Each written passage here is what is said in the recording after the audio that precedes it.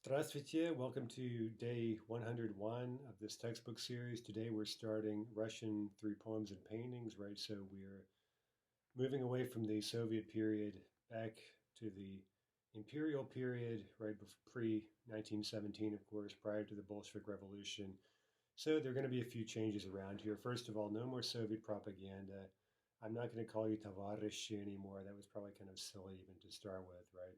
It's no longer historically appropriate, right? We're no longer comrades. I don't know what to call you. I guess I won't call you anything. Друзья, дорогие друзья. Um, again, instead of propaganda posters, we'll be looking at paintings for the most part. Paintings, a lot of them are realist paintings from the 19th century. A lot of the painting there was realist until later towards the end of the century, the turn of the century. Then we start getting more avant-garde stuff, and we'll see some of that, although it'll mostly be in book four, I believe. So the paintings should be nice because they just show us some scenes from Russian life the way it used to be back in the imperial period. We'll see lots of interesting types of people, right? Buildings, events, a lot of historical events, and we'll try to discuss some of them using, in Russian using our new vocabulary. Uh, let's see. So we're going to start out. By the way, I meant to mention also that we'll be doing lots of poetry. Right now that we are into book three, we really have a lot of grammar already under our belts, including case endings and things like that. So there's not a whole lot stopping us anymore from enjoying Russian poetry, as we saw at the end of book two. So almost every day we'll have at least one poem. I'll probably be looking at the poems in separate videos just because maybe not everyone's interested in them and they can often drag on a bit if you look at them in a lot of depth. Although we might glance at them at least in these videos because most of them will illustrate something of the grammar that we've learned during the given lesson. So we may just kind of spotlight a couple of phrases in the poem and talk about how the grammar we've just learned will help us to understand the poem. But then you can find a separate video uh, in my Reading Russian series that will look at the poem in a lot more detail if you're interested in it. I should mention most of the poems in these books are really famous. I mean, especially now that we're getting into the classical period during the Russian Empire, right? We have a lot of poets like Pushkin and Lermontov, Tyutchev, Fiat, and others so almost all of these poems are just the kind of thing that almost any educated Russian will be very familiar with. They might even have them memorized. Okay, so anyway, we're shifting gears a bit, and our goal really at this point is intermediate to advanced grammar and with an emphasis on reading, right? At this point, it may still be too early to really speak Russian comfortably. That'll take a lot of practice.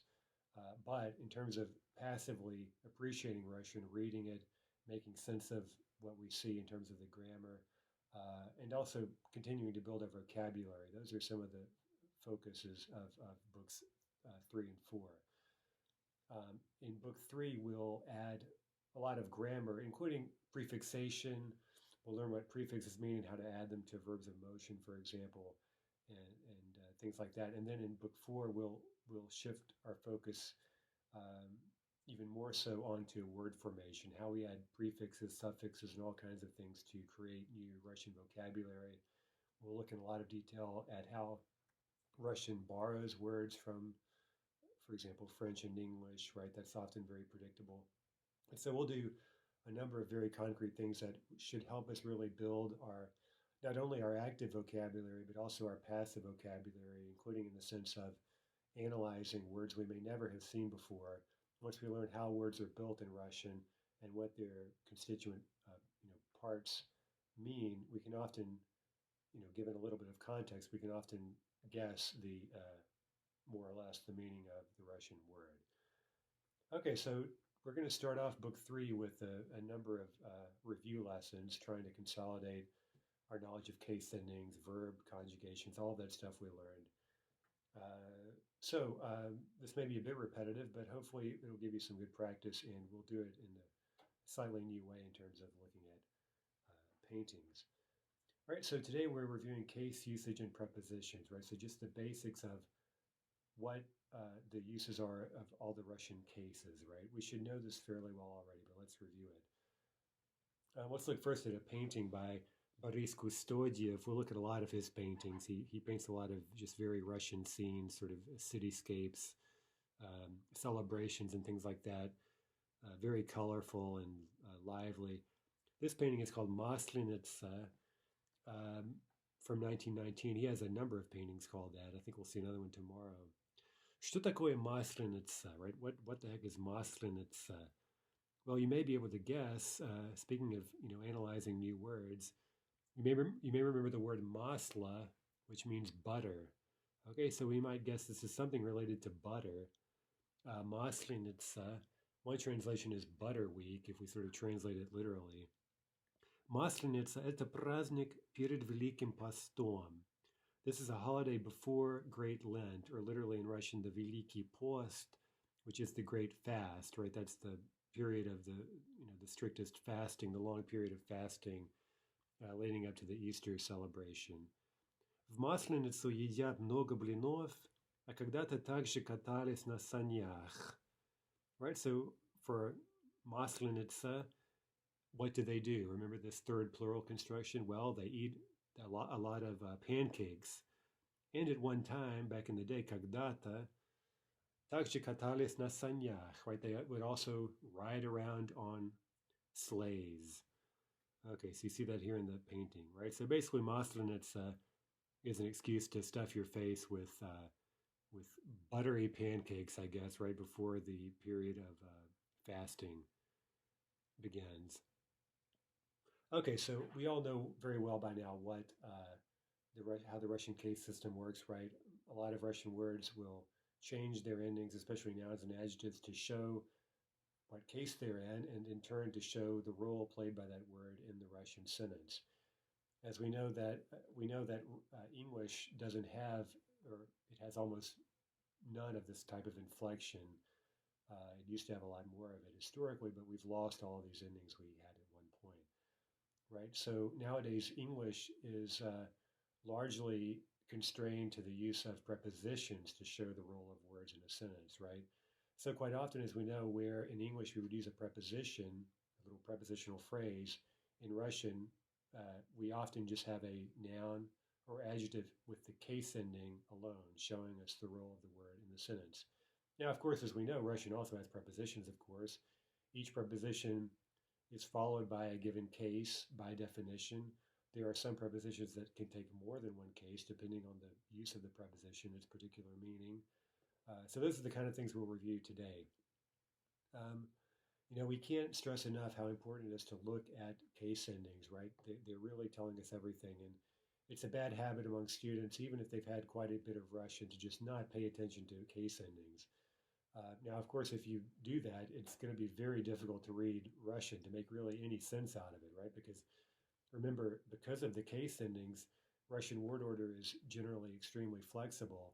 And so it doesn't really help us very much at all in terms of telling, for example, what is the subject, right? To find the subject, we need to look for a word in the nominative, right? So let's start out with that case. What is the use of the nominative case in Russian?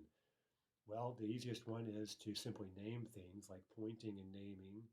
We did that using the pointing word это, right? Это книга, это человек, это компьютер, and so forth, right? So we can point at things and name them, and also we can use the nominative to describe a grammatical subject, right? So to have a subject in Russian, we need a word in the nominative case. So that's a very straightforward correspondence. Okay, so one more use of the nominative is for predicate nouns in identity statements. Okay, so for example, if we say, well, he is a student, right? On student, right? Where we have a subject, he, we have a linking verb, which here is understood in Russian. We don't say есть, we just leave it understood. And then we have another noun that's pointing back to the subject, kind of renaming the subject, on student. Okay, this is kind of important. You'll see why, or you'll remember why later, right? We would call that an identity statement. That's what I like to call them in class, right? In the sense that he, the subject, is basically identical with that second noun, the predicate noun, right? He is a student. right? We have this identity situation in the present tense. That's going to usually call for the nominative, right? That predicate noun is in the nominative, just like the subject to which it points. Okay, let's look at three just simple examples and watch for uses of the nominative. Let's think back to the painting we just saw. Это картина Кустодиева. This is a painting, right? Это картина, just pointing and naming what we're looking at. It's a картина Кустодиева. This is a painting of Kustodiev. На картине есть тройка. There's a troika in the painting, right? A troika is a group of three horses or some other group of three. Now, what's the use here of the nominative? Subject, right? Troika is the subject of the sentence, and now we mentioned word order, right? This is a good example, very simple but very important. The subject is coming at the end of the sentence. Why is that here? Because it's the new information. It's the most interesting or the new information, right? We've already talked about the fact that we have a painting. Then we go on to say, concerning that painting, na картине есть тройка. That's the new thing that we're introducing. And again, that will typically come at the end of the sentence, whatever is new or considered most interesting, most important. Тройка – это группа трех лошадей. Right, a troika is a group of three horses. Okay, we're giving a definition here that's clearly a kind of identity statement, right? A equals B. What is a troika? A troika is a group, right? That's what it is. It's a group of three horses there in the genitive. Okay, let's just read some examples here and pretty easy exercises to start out with. Just let's tell which words are in the nominative. And also what role they're playing, right? Why are they in the nominative? Number one, в этом городе есть театр. In this city, there is a theater. Again, we're describing the painting if you want to look at that in the book as we're doing the examples. Okay, where is the nominative? Well, it's not в этом городе, right? Есть театр. There's our nominative, right? There is a theater in the city. And again, look how the subject is coming at the very end of the sentence. So театр is in the nominative because it's the subject. Or you could say it's the subject because it's in the nominative. Number two, перед театром толпа. Okay, look, we've already talked about the theater. That's old news. Now we're introducing something new, a толпа. In front of the theater, there is a crowd. There's our new subject, толпа. That's the word in the nominative. Number three, театр довольно маленький. The theater is rather small. Okay, we mentioned already predicate nouns, right? Where you have a subject, linking verb, noun, like he is a student, or a troika is a group. Here we have a predicate adjective, right, which would also appear in the nominative. The theater is rather small. Театр довольно маленький. Number four, по улице едет тройка. Okay, a troika is on its way by vehicle, right? It's riding, it's underway along the street. And again, troika is our subject. Number five, Maslenitsa это праздник. Okay, there's another definition, right? What is Maslenitsa? Well, это праздник. It's a holiday. So predicate noun, праздник is in the nominative, and of course, so is Maslenitsa, the subject and the predicate noun. Number six, в магазине продаются сыр и икра. In the store are sold, and now we have a compound subject, сыр и икра, right? Cheese and caviar. Look in the store window there, you may be able to spot them. Мороз и солнце день чудесный. Frost and sunshine, a wondrous day, right? Don't you love it when it's snowy and yet the sun's shining and everything's sparkling? Well, that's a день чудесный, according to Pushkin, and I cannot but agree. Okay, do you agree? Ты согласен с Pushkiным? Ты согласен с Pushkiным? Or ты согласна с Pushkiным? Right? Are you in agreement with Pushkin? Okay, let's talk now about the genitive. So what are the basic uses of the genitive? Well, to express possession or some other close relationship, usually between two nouns. Right? In practical terms, a word that in Russian is in the genitive can often translate very nicely into English using the preposition of, right? That'll often really convey very clearly the meaning of the Russian. So let's look at examples. Это картина Кустодиева. We saw that already. This is a painting of Kustodiev, right? You use genitive where in English we'd say it's by someone. Well, in Russian we say it's someone's painting. Это картина Кустодиева. Это центр города. This is the center of the city, right? This is downtown, the middle of the city. Okay, so in the first example, we have clearly a possession, right? Well, he painted it. It's his painting, so it's pretty much like possession. But in other cases, it's not literally possession. It's some other relationship. The middle of the city, right? A part, the relation of a part to the whole, or something of that sort. В городе есть много деревьев. In the city, there are many trees, a lot of trees. So you see the of here used to translate the genitive. Remember, the genitive can also follow numbers, as we know, to our sorrow, right? After 2, 3, and 4, we get genitive singular for nouns.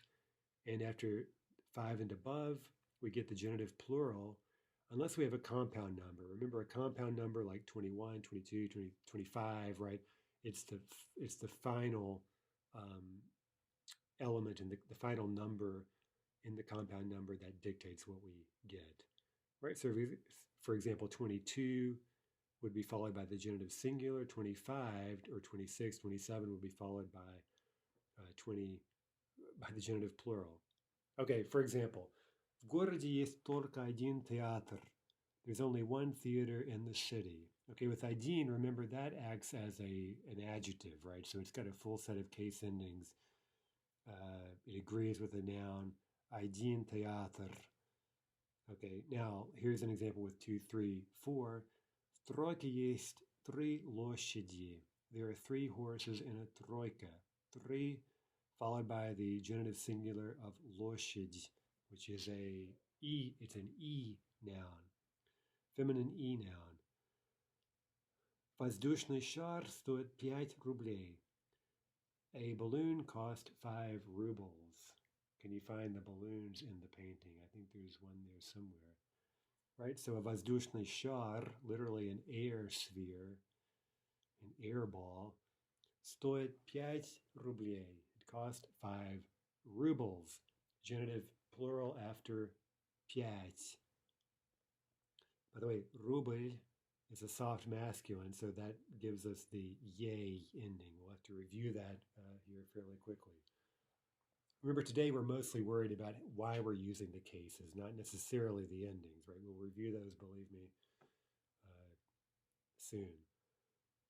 Okay, we may see the genitive also in subjectless constructions. Remember this.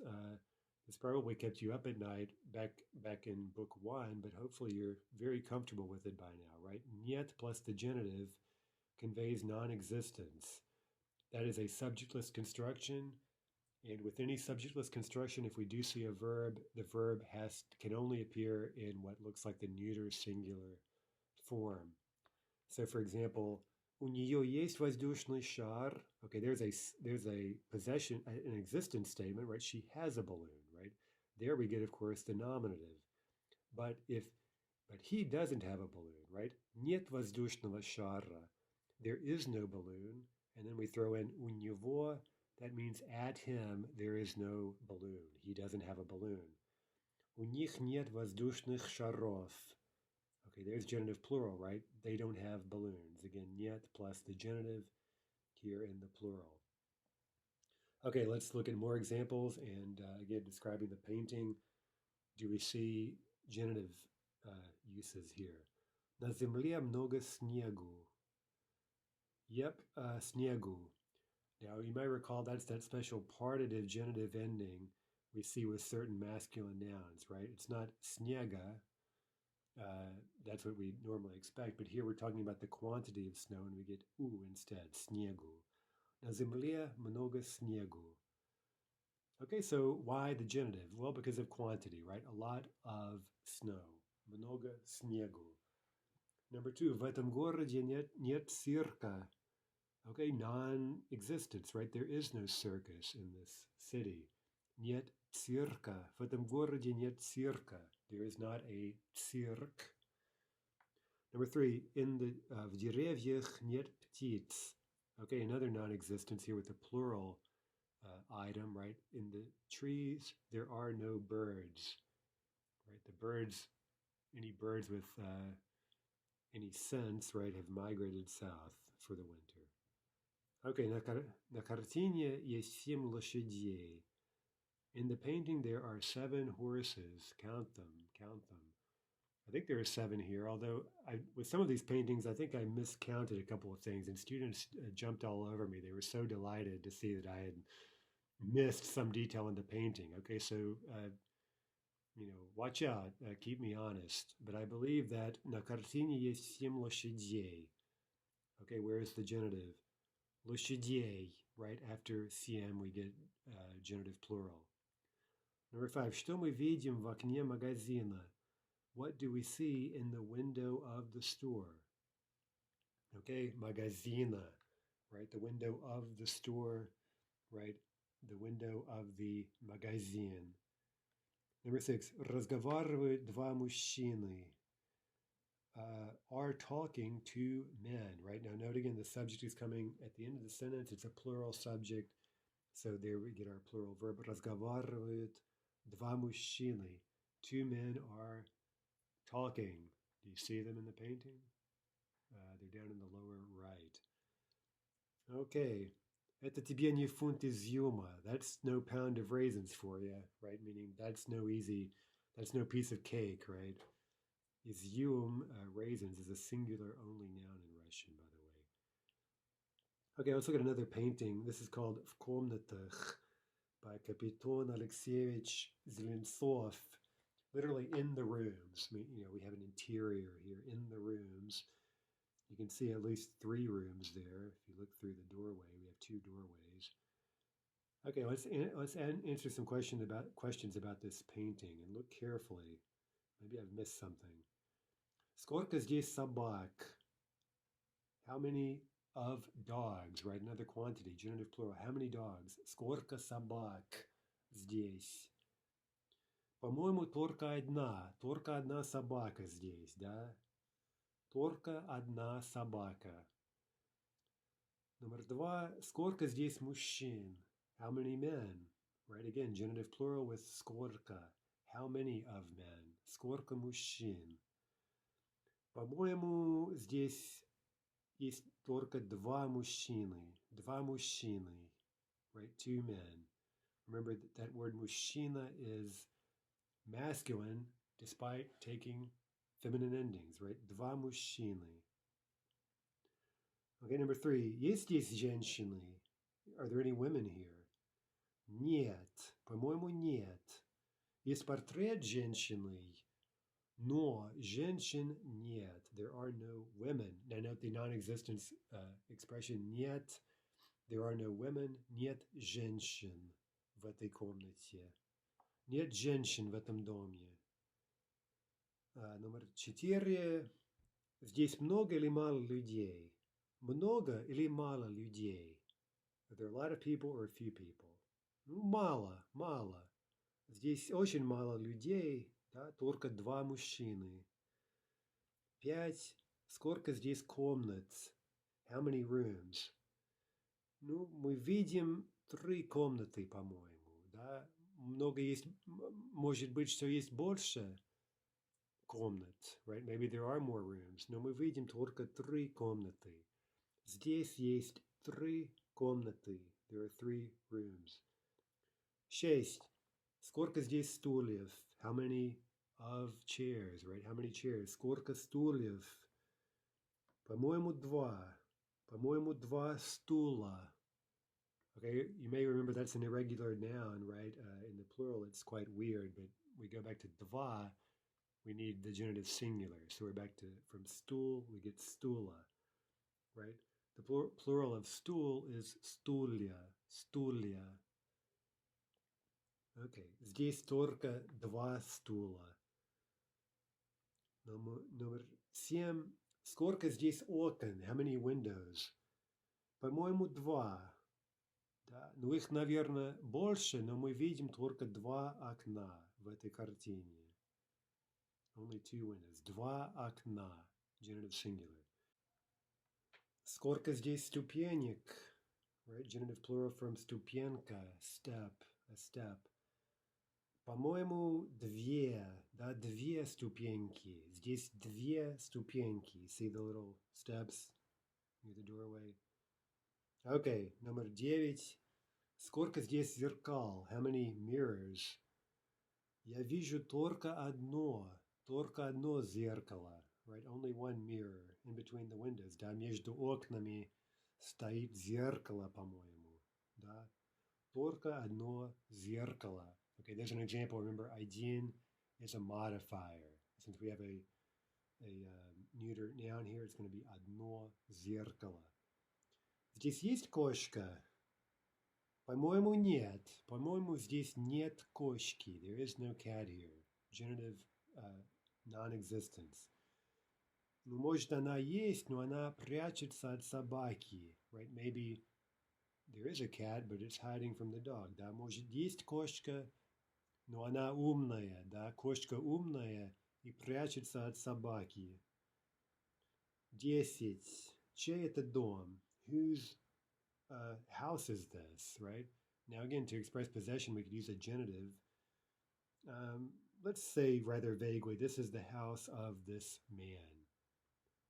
Это дом этого мужчины, right? It's the house of this man. Это дом мужчины. Or let's say something like it's the house of a wealthy person, right? It looks like a pretty nice house. Это дом богатого человека. Это дом богатого человека. Number 11, чья это картина? Okay, whose painting is it?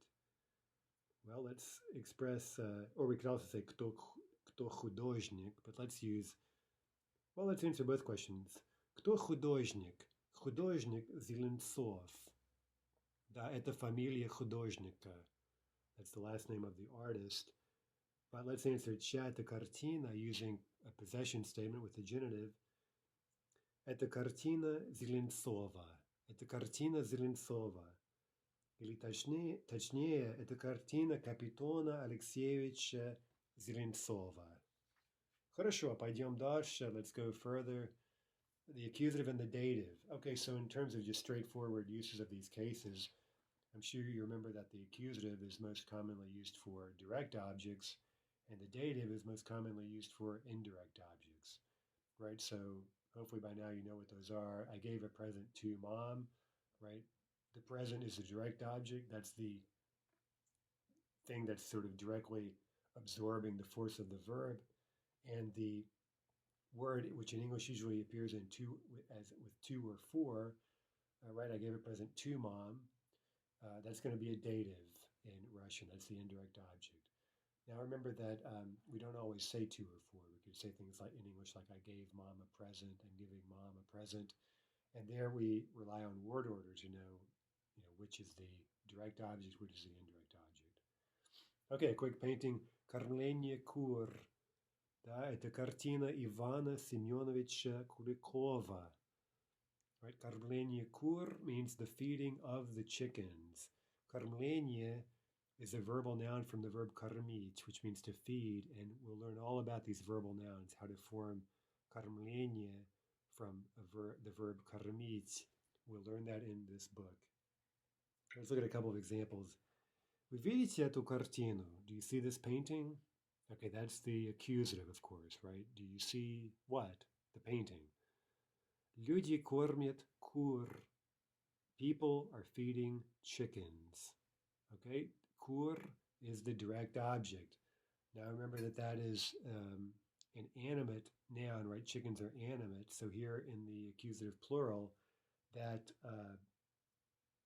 what is actually an accusative form looks like a genitive form. Okay, we'll review that as well later. Они дают корм курам. Okay, another way to say the same thing, kind of explaining, they are giving feed to the chickens. Okay, feed is the direct object, korm in the accusative, and kuram is the dative plural. That's our indirect object. By the way, you can tell that the verb karmit is from the noun korm, right? Karmit means to give, korm, to feed. Okay, let's look at a few sentences and isolate the direct objects and the indirect objects. Мы подарили отцу нового щенка на день рождения. Okay, мы подарили, we gave, like a present. Okay, what did we give? Нового щенка. There's another animate accusative, right? We gave a new puppy. Okay, so that's our direct object, нового щенка. Well, to whom? Look for a dative, отцу. Отцу. We gave a new puppy to dad. Отцу. Number 2. Я друзьям рассказала смешную историю о своей семье. Okay, let's isolate the subject. Я. The verb is рассказала. I told. What did you tell? Смешную историю, right? We can easily spot there those feminine accusative endings. So смешную историю, a funny story, is the direct object. Okay, to whom did you tell it? Друзьям. Друзьям, right? To my friends. Друзьям, dative plural, indirect object. And by the way, the story was о своей семье, right? About my family. Number 3. Профессор часто показывает русские картины студентам. Okay, what's our subject? Профессор. The verb показывает. He shows what? Русские картины. There's an accusative plural, right? Inanimate. He shows Russian paintings. Well, to whom does he show Russian paintings? Студентам. Right? Dative plural. There's our indirect object in the dative. Okay, next case, the instrumental. Let's recall how that's used. Well, its most basic meaning is to express an instrument, right? To tell with what or by what something's being done, right? To express the idea of an instrument, right? Or some other means, right? Remember, it could go from being something very concrete like a hammer or a pen to something more sort of abstract, some kind of means. Now remember to distinguish between that use of the instrumental with the preposition sa, which means with, in the sense of accompaniment, right? Remember that it's kind of confusing because in English we say with in both cases. Sa plus the instrumental means with, in the sense of you're doing something with someone. You're accompanying them, you're alongside them, that sense of with. And finally, very importantly, we talked about this a lot back in even in book 1. If we fall short of an identity statement, remember when we say identity statement here in this course, we mean A is B, right? He is a student. If we fall any sort of short of that in any way, right? For example, he seems to be a student. He became a student. He was acting in the role of a student. That doesn't make much sense, but just for an example. Or even if we move to the past or future tense, he was a student, meaning he used to be a student, but he's not anymore. Or maybe he will be a student, right? In all of those non-identity situations, we're going to be very likely to see predicate nouns in the instrumental case. Let's look at examples. Кур кормит хорошим кормом. It sounds like a tongue twister, right? But speaking still of the old painting, the chickens, literally, they feed chickens with good feed. That's one of those third plural sort of pseudo-passives, right? It kind of has the sense of a passive verb, even though it's actually active, right? They feed chickens. Or we could say chickens are fed with what? Хорошим кормом. Okay, мать кормит сыном и дочкой, right? In the painting, the mother is accompanied by her son and her daughter. So we could say that она кормит с кем? With whom? Сыном и дочкой. Okay, so there's that accompaniment example, sa plus the instrumental. Finally, a predicate adjective with something less than identity, as I like to put it. Куры скоро станут толстыми. the chickens will soon become fat. And there we have actually not a predicate noun, but a predicate adjective, right? So either of those can appear in the instrumental when it's something short of identity in the present tense. Okay, which words are in the instrumental? Художники часто пишут маслом. Artists often write. That's what we generally expect pishut to mean, but it can also mean to paint, right? Artists often paint with butter. No, unfortunately, that sounds delicious, but masla can mean not only butter, but oil, including cooking oil and also oil paints, right? So if you say that, if you're in an art gallery and you see maslam on the description, you know that that means something was painted with oil paint. Картина написана Kulikovim. The picture was painted by Kulikov. Okay, this form napisana is actually a participle. We're going to learn how to form that later in this book. So this is a bit of a preview. Now we have discussed already that passive verb forms, and this is a passive participle, painted, right? Something was painted. Any passive form of a verb can often be followed by an instrumental to tell by whom or with what something was done. Right, in this case, it was painted by Kulikov. And so we get Kulikovim there in the instrumental. Okay, a question. Ты станешь художником? Will you become an artist? Okay, there's the verb for becoming. We see that it's actually serving as a linking verb, linking the subject ты with artist, художник. But because the verb itself, to become, stать, implies a non-identity, right? So it's not that you are an artist. We're asking, will you become an artist, right? So for the reasons we just reviewed, the verbs for becoming are always followed by predicate nouns or adjectives in the instrumental. Okay, quickly, this is kind of just for review, right? I've given you a table with all of the prepositions we've seen grouped by the case they take. Right, so this is something we're not really going to go over in detail, right? You should just review it and maybe circle the ones you don't remember, right? Now, you see that some of these are in black boxes, and those are pointing out some of these that take two cases, right? Depending on their meaning, right? They have more than one meaning, and depending on the meaning, they can take more than one case, right? So I think we have, 5 of these, right? So watch out for those. Okay, so I'll just, you can pause the video here for a moment if you'd like to review this, or of course, use your book. But, it's kind of mechanical. You just have to know that a given preposition takes a given case. There's really not a whole lot else to say about it. Okay, let's look at our final remaining case to review. That's the prepositional case. And remember, we just reviewed the prepositions because the prepositional case is the only case that cannot appear without a preposition, right? It always has to have a preposition. So for example, a form like Moskvie all by itself would never be used in Russian, right? We would say v Moskvie or a Moskvie, right? In Moscow, about Moscow, right? So the prepositional case can have a variety of meanings. It most often is used to express location, but again, the real issue is what preposition it's being used with.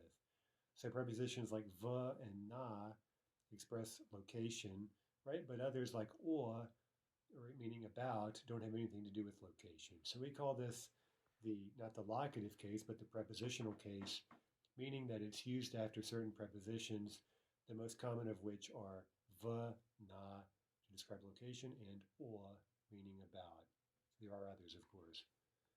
Okay, here's a quick table. You may remember we beat this into the ground even back in book 1, right? These 3 sets of prepositions, right? They describe где, куда, откуда. The first 2 work for v nouns and na nouns.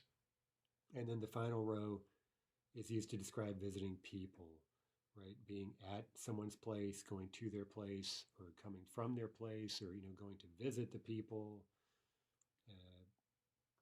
And so forth. Okay, remember, when in doubt, guess that a location is going to be treated as a v noun in Russian, unless it's a flat surface or some kind of open sprawling space. Those will typically be na, and also events will always be treated as na-nouns. Remember, you may need to review a bit, but we learned that sometimes this can be kind of unpredictable, right? So, for example, uh, работа is a na-noun, right? You are на работе in Russian. Another example is vokzal, a train station. That's a na-noun, which you might not necessarily guess. So sometimes we'll just simply have to learn that a given noun is a na-noun, even though we might not have been able to necessarily predict that. Okay, let's look at a few sentences and let's play this old game of spotting где, куда, and откуда phrases. Number one, мы часто ездим в Россию, к друзьям. Мы часто ездим в Россию к друзьям.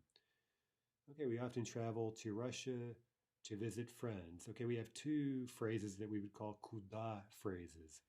We travel в Россию, to Russia, к друзьям, to visit friends, right? We're going to see friends. That's a куда expression with к plus the dative. Number two, у бабушки всегда хорошо. Я ходила к ней вчера. Okay, it's always good at grandma's place, right? У бабушки. We would call у бабушки a где phrase, right? At grandma's place. Я ходила к ней вчера. К ней would be a куда expression, right? I went to visit her yesterday. Or we could understand that literally as I went to her place. К ней. We could also translate that as I visited her. Right? Number three. Я был весь день на работе. Я вышел с работы в 5. I was all day at work. I was at work all day. I stepped out from work at 5. I left work at 5. Okay, what about на работе? That is a где phrase, right? I was at work all day. What about с работы? That is откуда, right? From work. I left work at 5 o'clock. 4. Мы вышли из кафе и пошли в театр на балет. Okay, I see 3 here actually. Мы вышли, right? We walked out, we stepped out, we left. Из кафе, that is откуда, right? We're going out of the cafe, from the cafe. И пошли, and we set off. Куда? В театр, right? We set off for the theater, to the theater. На балет, right? There, a performance, an event. На балет, that's also a куда expression. Хорошо, а следующая картина у нас сегодня это «Свежий кавалер» Павла Андреевича Федотова, right? The so-called The Fresh Cavalier, let's just translate it that way, by Fedotov. Fedotov is known for his satirical paintings. They're very small, actually. They're almost like little miniaturist paintings, and there are several famous ones in the Русский музей in Petersburg and the Tretyakovskaya Galeria in Moscow. By the way, most of these paintings, they're very famous. Of course, there are a few that are kind of obscure, but a lot of the paintings in these books are very well known, and chances are you'll find them in either the Русский музей in Petersburg or the what's called the Tretyakovka for short, the Tretyakov Gallery in Moscow. Those two museums are not to be missed for anyone in Petersburg or Moscow. Absolutely at the top of your list, in my opinion. Okay, let's look over, let's describe this painting, and let's look at the words in bold and just tell what case they're in, right? And maybe discuss why that case is being used here. Это картина Федотова «Свежий кавалер». Okay, это картина Федотова. What case is Федотова in? Genitive, right? Possession. This is a painting of Fedotov called the Свежий кавалер. Свежий means fresh. Number 2. Герой картины – мелкий чиновник. The hero of the painting is a petty clerk. The petty clerk is a kind of infamous type in Imperial Russia, and we're going to talk a lot about what a petty clerk is when we get to our literature unit at the end of this book. Anyway, герой картины мелкий чиновник. Okay, we have two words here, герой and чиновник. They're both in what case? The nominative, right? We have a subject and we're making an identity statement. The hero of the painting is a petty clerk. Герой, the subject, and чиновник, predicate noun, are both in the nominative. Number 3. Чиновник еще у себя дома в своей комнате. So the clerk is still at his place, right? He's still at home, at his place, у себя, в своей комнате, in his room. Okay, that is prepositional case. Of course, we're telling где, да, он в своей комнате, he's in his room. 4. Он встал ранним утром, он не мог спать. He got up early in the morning, we'd say in English. Remember, for times of the day and certain other time expressions, we get the instrumental, right? So утром means in the morning. That's the instrumental of утро. Another example would be вечером, right? The instrumental of вечер, right? So that's a time expression. Remember, time expressions come in all different cases depending on the particular expression, and we'll have to review those some other time. We've already done that, though, in theory, in book 2. So he got up early in the morning. That's instrumental, and we could call that the instrumental of time that is used with the seasons and times of the day. Он не мог спать. Okay, so he got up early in the morning. He was unable to sleep. I wonder why he was so excited. 5. Комната чиновника очень грязная. Okay, чиновника. What case is that in? Комната чиновника. Genitive, right? Possession. The room of the clerk is very dirty. It's what you call in Russian a bardак, right? It's a total pigsty, right? Look at this mess. Bardак. Okay, by the way, is your dorm room a bardак, right? Is your bedroom a bardак? Ask yourself that question. Okay, yeah. We should always have samakritika, right? There's a communist term that we don't need to leave in the rearview mirror, right? Let's always exercise samakritika, self-criticism. Could your room be cleaner? Could you work harder, right? Okay, number 6. На столе, на старой газете есть колбаса. Do you see that? On this table, on an old newspaper, there is sausage. Колбаса. Okay, that's in the nominative because that is the subject. Okay, so in just one lesson here, we've seen over and over again how the subject can come at the end of a Russian sentence.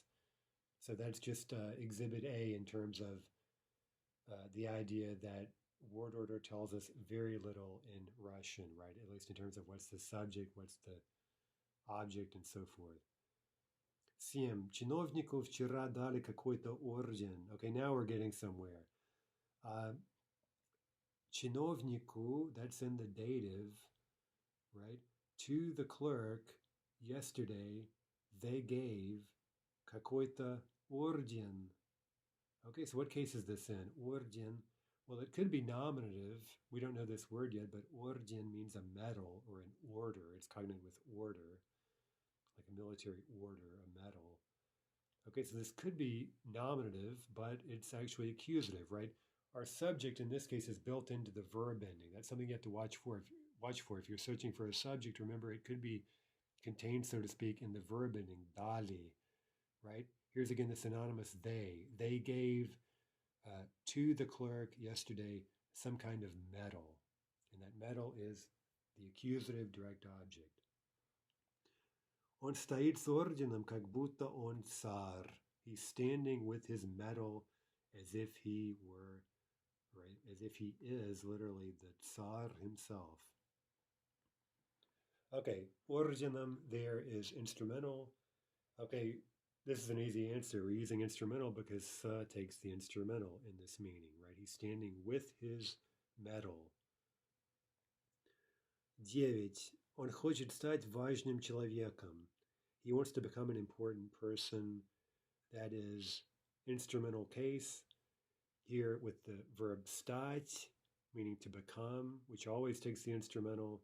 And again, understood more broadly, this is a non-identity situation, right? We have a predicate noun, but it's not that he is an important person, it's that he wishes to become an important person, maybe in the future. 10. В его волосах попельотки. In his hair, that's a plural noun, right? Волосы in Russian. In his hair are curling papers, right? He's getting all dandied up. Looks like he's rather self-absorbed, I'd say, to put it mildly, right? Okay, so what case is волосах? That is prepositional, right? In his hair. Prepositional with v. 11. Служанка передает чиновнику сапоги. The servant girl, the служанка, передает, she's handing over, she's giving him, handing to the чиновник сапоги. Okay, so what case is чиновнику in? Dative, right? That's the indirect object.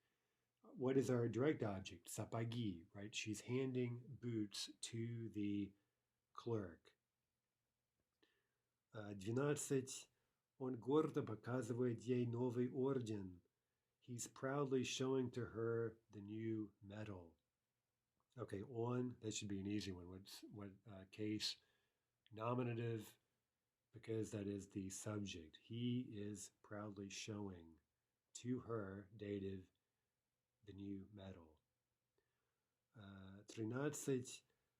Чиновник ей кажется просто смешным. She is not impressed, right? The clerk to her seems simply funny, right? Ridiculous. Он смешной. Okay, what case is that in? Instrumental, it's a predicate adjective, and it's something less than identity, right? So here, it's a good example. You could say that he is indeed ridiculous, right? But we have the verb кажется, right? So the point here is how he appears to the служанка, right? So again, a situation that is less than identity, right? He appears funny. He appears funny. Subject, linking verb, predicate adjective here in the instrumental. 14. Он, по-видимому, выпил бутылку вина ночью. Right? Apparently, по-видимому, right? By all appearances, он выпил бутылку вина ночью. He drank a bottle of wine during the night. Okay, ночью, there's another instrumental for time of the day, right? During the night, he drank up, perfective, выпил. Бутылку, he drank up a bottle of wine. So what case is вина? Genitive, right? Here, a quantity, right? Or a container of something, right? Бутылка вина. Okay, so it looks like he was carousing last night and he chugged down a bottle of wine. Okay, how do I know that? Because it's rolling around on the floor. We'll see lots of paintings by Fedotov. They all tell a little story, and you have to really examine all the stuff you see lying around. You can learn a lot about the people's character and often about their predicament by looking at the clues. 15. У чиновника нет жены. Зато есть кошка, right? Okay, so the clerk doesn't have a wife. Okay, what case is жены? Genitive, right? Non-existence, or in this case, non-possession. У него нет жены. He doesn't have a жена. Let's look at more examples from the painting, and let's again, these involve prepositions, right? So let's zero in on prepositions and just recall what cases they take. Remember to review the table, that's really important stuff there. Номер один. Чиновник еще в халате. The clerk is still in his robe. That is prepositional, right? In his robe. Номер два. Ему надо пойти на работу. That is accusative. That's a kuda expression, right? He needs to go to work. He needs to set out for work. 3. Под столом лежит бутылка. Beneath the table lies a bottle. Okay, that's instrumental, right? Pod. There are 3 nice positional, actually, there are 5 of them. There are 5 positional prepositions that take the instrumental. Nad, above, pod, below, za, behind, перед, in front of, and also между, meaning between or among, right? More than 2 things. Among. Okay. 4. Он бросил мундир на стул. He threw or he has thrown his uniform onto the chair. See it? Na stool, that's accusative because that's a kuda expression. To where did he throw his uniform? Onto what? Where to?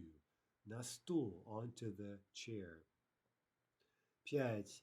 Чиновник говорит со служанкой. The clerk is speaking with the servant girl, right? Sa служанкой. Okay, so there we do need the sa, the preposition, because we have this, he's doing something with someone. 6. Чиновник умеет играть на гитаре. Да, он умеет играть на гитаре. Мы не знаем, right? We don't know if he does or not, but у него есть гитара, да, но мы не знаем, умеет ли он играть на этой гитаре. Okay, at any rate, what case is на гитаре? Prepositional, right? He plays on the guitar, literally. 7. Над ними есть птица в клетке. Above them, there is a bird in a cage. Look at that. I wonder what that symbolizes. I don't really dare to say. I don't know. Над ними есть птица в клетке. Above them. Okay, there's that nod taking the instrumental, meaning above.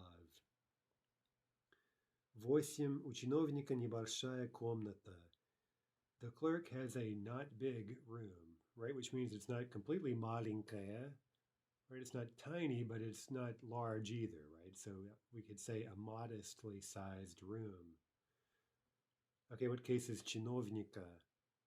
That's in the genitive, right? Why is that? Well, remember the easiest answer to that is, well, because u requires the genitive, right? So that's just the bottom line with these prepositions, right? They require a certain case. 9. К чиновнику гости редко ходят. Guests rarely come to the chinovnik, right? They rarely visit him. Okay, I don't know that for a fact, but I wouldn't want to really visit this bardak, right? Okay, what case is к чиновнику? Dative, right?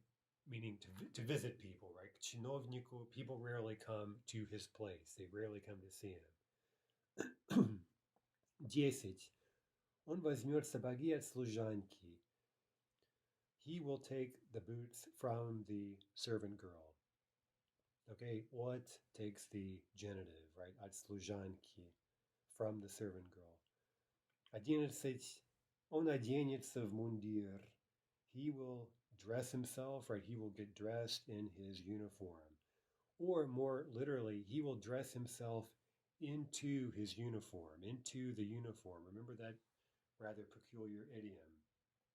It reminds us generally that, the Russian idiom, as we discussed so often in books 1 and 2, is often very different from the English, right? So we have to be on guard, right? The verb одеваться, одеться is followed by va что, right? It's followed by v plus the accusative. The idea is sort of motion into something. You're dressing yourself literally into an article of clothing. Okay, наконец, 12. Он выйдет из комнаты на улицу. He'll exit the room, he'll leave the room, he'll go out of the room onto the street. Комнаты is in the genitive, right? That's an откуда expression. Is комнаты, откуда, and then на улицу, onto the street. That's a куда expression. Okay, that does it for today. So Tomorrow we'll review various types of nouns, and we'll review more carefully the actual endings of nouns right after today, having just reviewed generally the use of how cases are used, and also what what cases follow prepositions. So again, my advice is to really review those prepositions. That's an extremely useful table there. It covers a lot of stuff that we learned in books 1 and 2. So it should be very helpful if you're familiar with those issues of case agreement with prepositions. Хорошо, это все на сегодня. До завтра. До свидания.